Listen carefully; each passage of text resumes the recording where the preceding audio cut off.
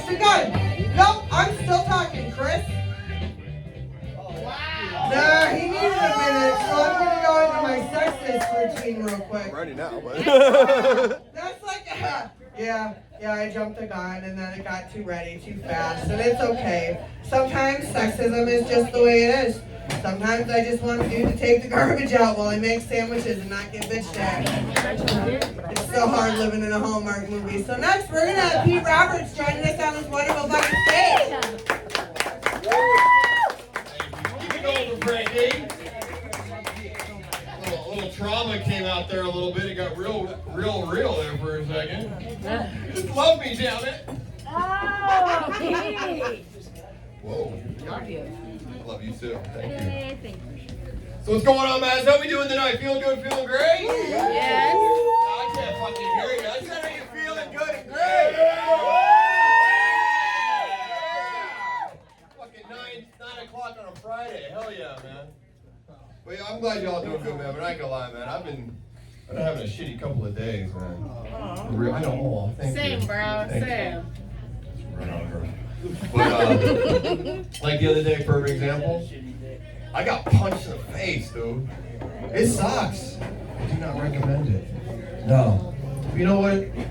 It's okay though. It is, because at the end of the day, I feel like I won the day.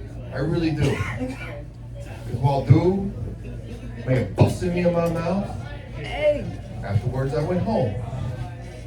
Told my wife about it. Had some pretty decent pity sex. And then I got to bust in her mouth. So at the end of the day, I feel like I won. And by that reaction, I can tell y'all think that too. That's my feel out the crowd kind of joke. Y'all are a good crowd. I'm digging y'all. I really am. Oh, man, but I love my wife, man. I tell a lot of jokes, to the most part, pretty much at her expense, but I love her to death, man. I really do. But like anybody that can tell you that is either has been or is in a long-term relationship, you may always love your partner, but you don't always like them. Let's be honest, like, oh, damn. Wow. You know what, Dr. Phil? No, I'm kidding. Oh, man. Like the other day, right, I'm hanging out with the wife, just chilling, nothing special. And she looks at me and she starts that conversation. I'm sure everyone at one point or other has had in this room where she starts asking me, hey, you hungry? And I give that answer that I'm sure a lot of us would give of like, yeah, I could eat. And then I ask her that question, which I'm sure you already know is, what are you in the mood for? Expecting an answer, but instead I get that freaking nails on a chalkboard up. No, I don't really know. I'm sorry, I don't get that. I'm sorry. For those of you that's your go-to, but I don't get it. Because if I'm asking you what you're in the mood for, and then you ask me, I got like 3 things right off the top of my freaking head. Tacos, pizza, or all the above. You know what? And chicken wings if I'm feeling sassy. Let's call it what it is. You know what? Her daughter, my stepdaughter, same exact freaking way. Like the other day, I picked her up from her friend's house and I asked her, hey, how was your time with your buddies? Oh, I don't know. Like, how do you not know? You were there. That's my line. Shit. You know what? Let's go to a different gene pool. All right, my gene pool. My mom, my grandma, my sister, 3 generations right there. I don't know what it is, but their go-to answer for damn near everything is, oh, I don't know. Which kind of makes me wonder. What's that? Have the answer is always tacos. Mine's Always meatloaf. tacos. That's what I hear. But you know what? For those of you that don't know, unlike this young lady here, it's like I've done the research, I've done the science, I figured it out, and it seems like a lot of women's go-to answers is I don't know. Taco. Which makes me think, the way my brain works is how do 2 women in a consenting romantic relationship, aka lesbians, how do they survive? With I bet it is with tacos.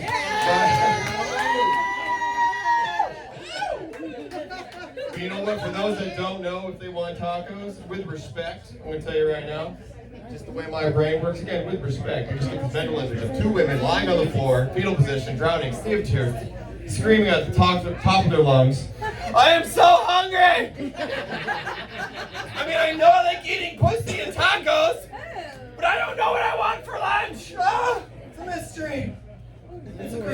country. But you know what, ladies? I'm not just making observations about you, fellas. Y'all are my crosshairs too, all right? More specifically, the younger guys, all right? Those like early to mid-20s guys, where puberty is fine. Oh yeah, I'm hearing the groans already. Where puberty is just washed over you.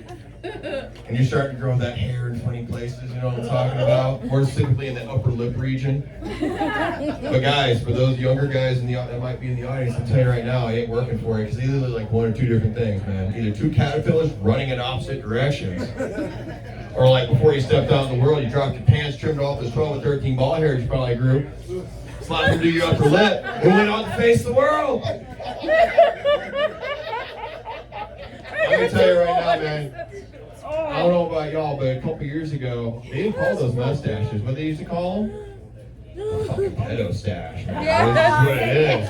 Porn stash. A pedo stash. A porn stash is full, like your man there. A pedo stash is, let's give it up for the porn star. Come on, y'all. I feel you itching. Yeah. Big stash, small dick, but it's okay. Me too. Me too.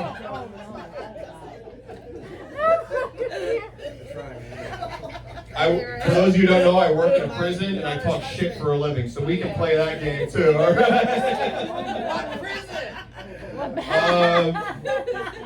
Hey, who let you out? Anyway, when I see those weird looking dudes with their weird stashes, I look outside, and I'm not gonna lie, I half expect to see a fucking panel van parked out front with the words free candy parked on the fucking side of it. Now don't get me wrong, I was raised and I raised mine to judge everyone by their character. Nothing about what's on the outside matters, it's what matters here and right there, and that's it. But I draw that line deep in the fucking sand when you got that weird freaking creepy stash in your creepy little fucking face! You know what? In the words of some very powerful, strong women in my life, I don't know. I kind of got lost in the back and forth, didn't it? Oh man, but you know what, ladies? I talk smack about women every now and then because I respect y'all. That's my love language. If I talk smack to you, means I like you and I respect the hell out of you. Yeah, give it up for women. Come on. Y'all put up a lot of shit. Hey. You love tacos and you put up with crap. I mean, come on. That's the biggest thing women do. And if you're like me and you've spent a little too much time on social media, you probably saw that debate that was going on not too long ago. Who would you rather be stuck in the woods with? Remember that? Either a man or a bear. And a lot of women. Bear. Exactly. And a lot of, and I'm sure you, and like, why'd you choose the bear? For reasons, right? We'll just say I don't reasons. have time for men's non-emotional shit. Non-emotional Fuck shit. it. Let's get the shit done and let's go. Sorry. And you know what, Nikki? A lot of guys, again, for reasons, are butthurt about that, right? Hey, be great. Fuck 'em. Exactly. That's the goal. But you know what? With all the guys that got butthurt about this, clearly there's two bear choosers right here in the audience, at least in the audience, two of them at least. I want a man. But I'd take the bear over some of these motherfuckers too. Oh. says the guy who looks like a fucking bear, right? You know what? In all honesty, though, for the women, shut up! I'm almost there. That's what she said. No, but I get though why a lot of you women choose the bear. I really do. Because let's be honest, guys. The guys in the audience, let's be honest with ourselves. There's not a man on this earth that can eat a woman like a bear can. All right, let's just call it what it fucking is. And you know what? Just the other day, watching Animal Planet, guys, the black bears, they start with the ass. So we need to like read a book, watch a movie, turn this franchise around, man. Yeah. I agree. He agrees. All right. Oh man, but I love women. I respect the hell out of them because they teach me a lot. Exactly. My wife, more specifically, has taught me a lot. More on the head is that she taught me what love is. and how to know if someone really, truly loves you. I know. Oh, that's right.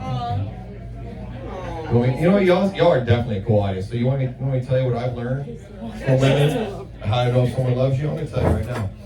If a woman can look you dead in the eye and have a conversation without missing a beat and fart right in front of you, that is true love. Like, hey, sweetie, you want to get tacos? You know, I love you so much. Like, without hesitation. You're beyond a barrier. However, there is a disclaimer. Yes. If she shits her pants, though, Oh no. all the red flags. Cut her loose, man. Get her out of there. Oh man. But I've learned. I love to learn. I really do. That's the kind of person I am. I love to learn new things. I love to share what I've learned and just kind of collaborate. And one of the things I learned, and I can tell y'all, for the most part, you probably agree with me on this. Stereotypes for all peoples is bogus bullcrap. I think we agree. All stereotypes are crap. You know what? I'm going to say it. It might not be the most popular opinion, but I'm going to say it. Stereotypes about white people, I'm going to tell you right now, they're bogus. Like, for example, I love food with seasoning. I am a self-denying white man, and I love all the herbs and spices. Give them to me. I mean, shit. Why do you think I married a Sicilian woman? Look at her. Bitch can cook in all the ways. That's your girl?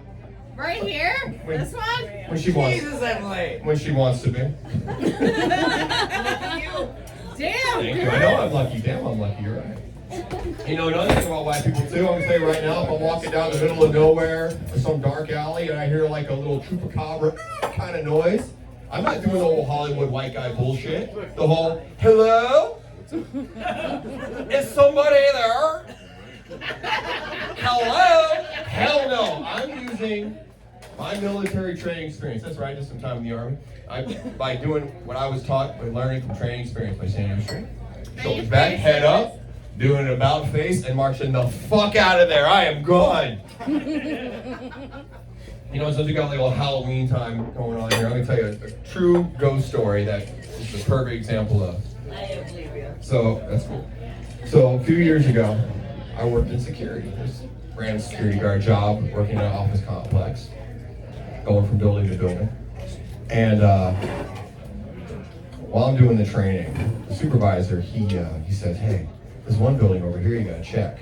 Just so you know though, nobody goes in this building. Because a lot of weird shit happened here. You know, like papers flying off desks, and doors slamming, just a lot of unexplained creepy stuff." And I'm like, okay, whatever. Sounds good, but in my mind I'm like, okay, just a playful new guy hazing, whatever, I can take it, and I just kind of let it go. Well, because I was new, I had to work the overnight shift. And the first night I'm doing my rounds, and by the time I get to the haunted building, it was 3 a.m. Yeah, oh, you guys know, that's 3 a.m.? That's spooky, exactly. That is exactly the line I wrote for this. It is spooky time. Exactly.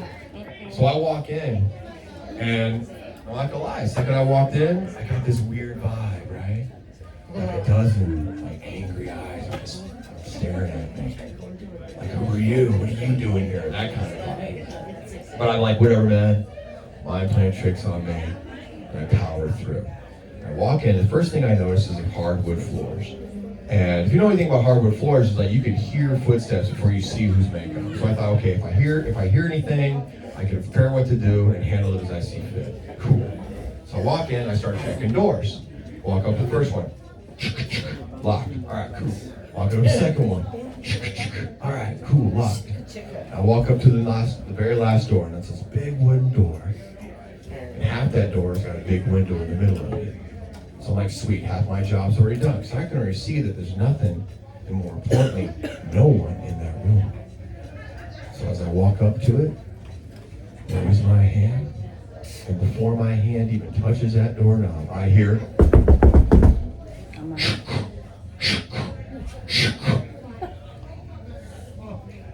stand up straight, shoulders back, head up.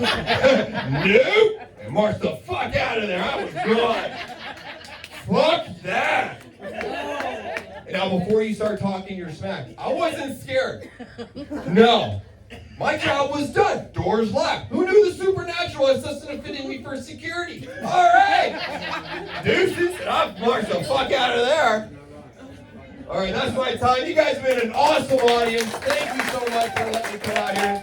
Keep it going for your host. Thank you guys so much. Make sure you get a raffle ticket. It's for a good cause. Have a good night, everyone. Deuces. What room number? You'll never know. You'll never know. You'll never know.